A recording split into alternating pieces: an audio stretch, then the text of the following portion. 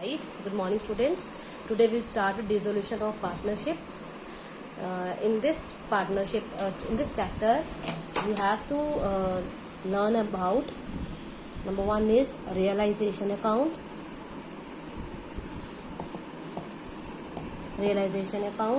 Number 2, your partner's capital account, जैसे पहले करते थे, like in your admission and retirement of partnership. And number 3 is your bank account.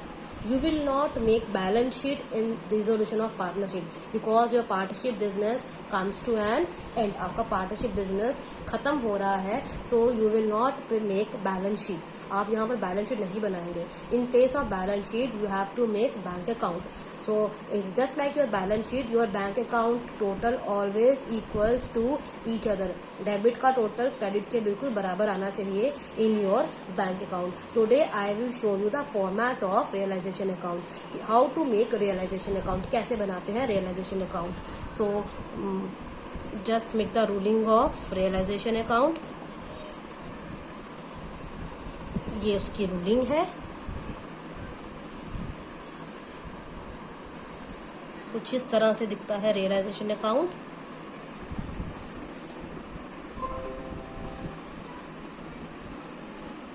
particulars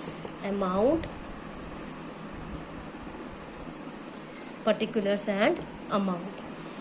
Before starting with your realization account, your first entry, you have to see in your question that balance sheet is given. आप क्या करेंगे, जितने भी assets होंगे except your cash in hand and cash at bank, वो सारे के सारे एसेट्स आप डेबिट में लिखेंगे. कैसे लिखेंगे? You will write to sundry assets. आप लिखेंगे सन्ड्री एसेट्स और एक एक करके उसके नीचे जितने भी एसेट्स दिए होंगे like goodwill, plant and machinery, debtors etcetera etcetera, जितने भी एसेट्स दिए होंगे एक एक करके उनका अमाउंट भी आप अंदर ही लिखेंगे. उसके बाद टोटल करके you will make the total of all the assets and you will right here in the amount column. In the same manner you will right all the liabilities on the credit side. आप वहां लिखेंगे bye sundry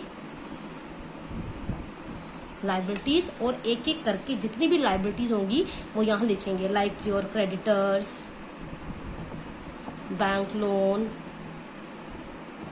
bank overdraft, एक एक करके और उनका भी amount आप अंदर ही लिखेंगे. टोटल किया और अमाउंट कॉलम में you will write the total. Now after that in your question after the balance sheet some adjustment entries were there. कुछ एडजस्टमेंट एंट्रीज दी होंगी जिसमें बताया होगा कि आपके जो एसेट्स थे वो आपने इतने अमाउंट, कुछ एसेट्स बेच दिए हैं. When you will realise all your assets, the amount you will get from the realisation of the assets, you will write it the amount on the credit side of your realization account under the head by cash or bank account, and under this heading you will write all those assets which have been sold by the company. Company ने जो assets बेच दिए हैं वो सब अब यहाँ लिखेंगे एक एक करके. से प्लांट एंड मशीनरी है, डेटर्स है, उनसे पैसे मिल गए हैं और जितने जितने पैसे आपको मिले होंगे वो आप इनके सामने लिखेंगे and you will write the total in the amount column. And if a partner takes any asset you will write that partner's capital account here. आप उस पार्टनर का नाम यहाँ लिखेंगे. and suppose the partner has taken stock, you will write stock here and you will write the value out in the amount column. and if the partner pays the, and if you are paying your liabilities, आप उनका amount जो है वो debit में दिखाएंगे to cash और bank. इधर you can write to cash और you can write to bank account.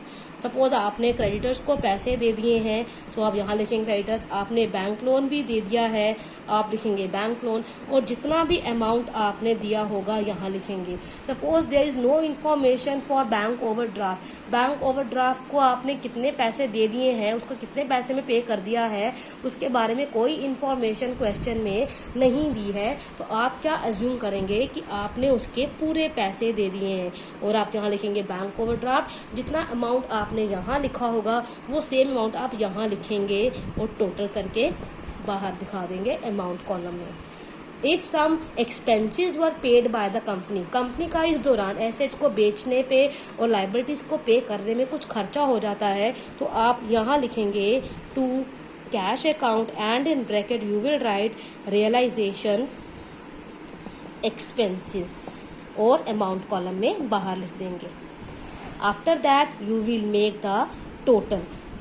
One thing is left behind. If any unrecorded asset has been sold by the company, अगर company ने कोई unrecorded asset बेचा है तो उसकी एंट्री भी आप यहाँ लिखेंगे बाय कैश और बैंक अकाउंट में, और यहाँ ब्रैकेट में आप लिखेंगे अनरिकॉर्डेड एसेट और अमाउंट कॉलम में उसका अमाउंट लिख देंगे। In the same manner if the company page any unrecorded liability, तो उसका भी आप अंदर ही डेबिट साइड में लिखेंगे टू कैश और बैंक अकाउंट, और ब्रैकेट में लिखेंगे अनरिकॉर्डेड लाइबिलिटी और अमाउंट कॉलम में उसका अमाउंट लिख देंगे। After that you will make the total, और जिसका भी आंसर अगर आपका डेबिट में आता है it means your company is earning profit, आप प्रॉफिट लिखेंगे, और अगर लॉस आता है, अगर आंसर क्रेडिट साइड आता है तो आप लिखेंगे लॉस, इसका मतलब कंपनी को लॉस हो रहा है, सो आप यहाँ लिखेंगे बाय लॉस।